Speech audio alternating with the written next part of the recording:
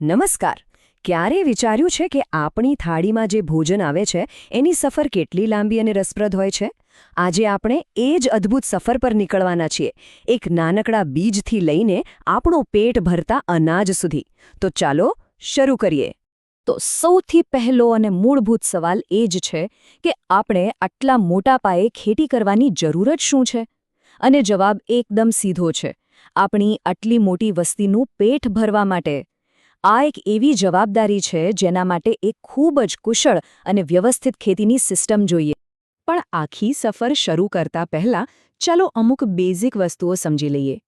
પહેલું કે પાક ખરેખર કોને કહેવાય, અને બીજું કે ખેતી અને ઋતુઓ વચ્ચે શું સંબંધ છે. જો આ સમજાઈ ગયું તો આખી પ્રક્રિયા સમજવી એકદમ સહેલી થઈ જશે. તો પાક એટલે શું?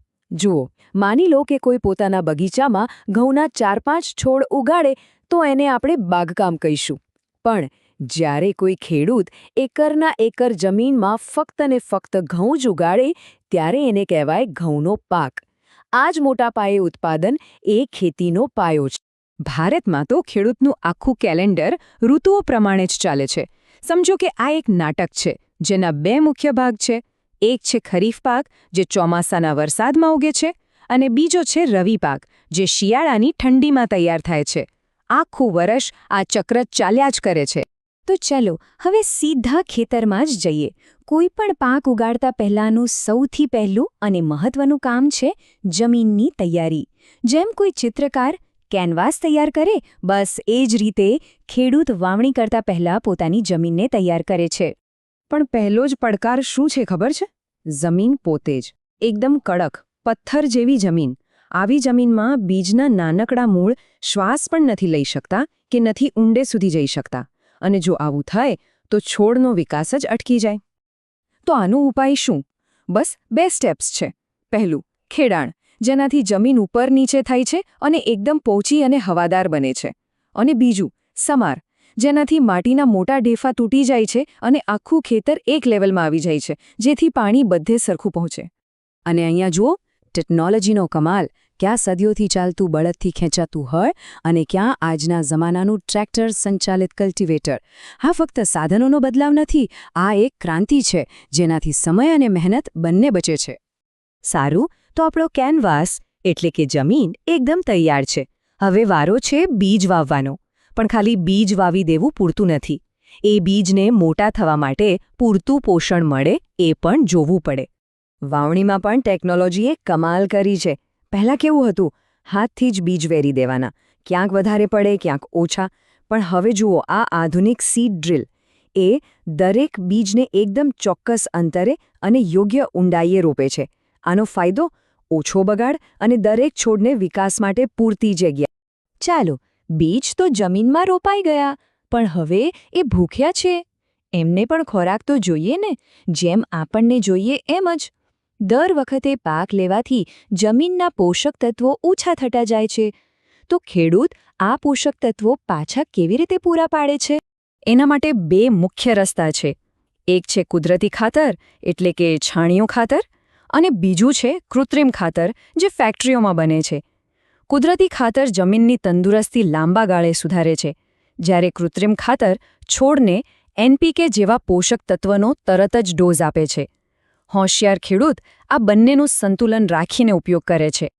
તમે જમીનમાં દુનિયાના શ્રેષ્ઠ પોષક તત્વો નાખો, પણ જો પાણી જ ન હોય તો બધું નકામું. કેમ કે પાણી જ એ પોષક તત્વોને છોડના મૂળ સુધી પહોંચાડે છે. એટલે જ સિંચાઈ એટલે કે પાણી આપવાની પ્રક્રિયા બહુ જ જરૂરી છે. ચાલો થોડું જૂના જમાનામાં જઈએ. પહેલાં પાણી કેવી રીતે અપાતું? જુઓ, આ છે મોટ. કૂવામાંથી પાણી ખેંચવા માટે એકદમ સાદી ગરગડી સિસ્ટમ. પછી આવ્યું ચેન પંપ, જે થોડું વધારે એડવાન્સ્ડ હતું, જેમાં 2 પૈડા પર ફરતી સાંકળથી સતત પાણી ઉપર ખેંચવામાં આવતું. અને હા, ઢેકલી અને રહેંટ પણ હતા. આ બધી પદ્ધતિઓ તેમના સમયમાં બહુ કામની હતી, પણ એમાં મહેનત બહુ હતી. અને સૌથી મોટી વાત, કિંમતી પાણીનો બગાડ પણ થતો હતો. અને હવે જુઓ આજના જમાનાની સિંચાઈ.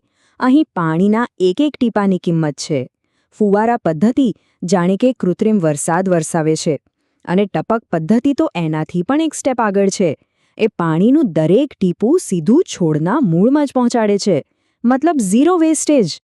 મહિનાઓની મહેનત અને રાહ જોયા પછી આખરે એ દિવસ આવે છે જેની ખેડૂત રાહ જોતો હોય છે, લણણી. પાક તૈયાર છે, પણ હજી વાર્તા પૂરી નથી થઈ. એક છેલ્લો અને સૌથી મોટો પડકાર હજુ બાકી છે. લણણીમાં પણ જમીન આસમાનનો ફેર આવી ગયો છે. ક્યાં દાંતરડાથી હાથ વડે પાક કાપવાની કમરતોડ મહેનત અને ક્યાં આ મોટું મશીન, કમ્બાઇન હાર્વેસ્ટર. આ એક જ મશીન કાપણી, દાણા છૂટા પાડવા અને સાફ કરવું બધું જ એકસાથે કરી નાખે છે. તો પાક કપાઈ જાય પછી શું થાય? 3 મુખ્ય સ્ટેપ છે. પહેલું, લણણી એટલે કે પાક કાપવો. પછી થ્રેશિંગ, જેમાં દાણાને ડૂંડામાંથી અલગ કરાય. અને છેલ્લે ઉપણવું, જેમાં પવનની મદદથી દાણામાંથી કચરો અને ફોતરા ઉડાડી દેવાય. ત્યારે જઈને આપણને ચોખ્ખું અનાજ મળે છે. ચલો, અનાજ હાથમાં આવી ગયું, જીત પાક્કી. પણ ના, હજી એક છેલ્લો દુશ્મન બાકી છે. ભેજ, જીવજંતુ, ઉંદર. આ બધું આખી મહેનત પર પાણી ફેરવી શકે છે. જો અનાજને બરાબર સાચવવામાં ન આવે તો બધું જ નકામું. તો આટલા કિંમતી પાકને બચાવવો કેવી રીતે? નાના પાયે શણના કોથાળામાં ભરીને સૂકા કોઠારમાં મૂકી શકાય.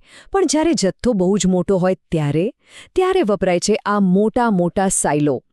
આ તો સમજો કે અનાજના કિલ્લા છે, જે તેને મહિનાઓ સુધી દરેક ખતરાથી સુરક્ષિત રાખે છે. તો જ્યારે આપણે આ આખી સફર પર નજર કરીએ, એક નાના બીજથી માંડીને આ મોટા વખાર સુધી, ત્યારે સમજાય છે કે આ તો માનવીય બુદ્ધિ અને મહેનતની ગાથા છે.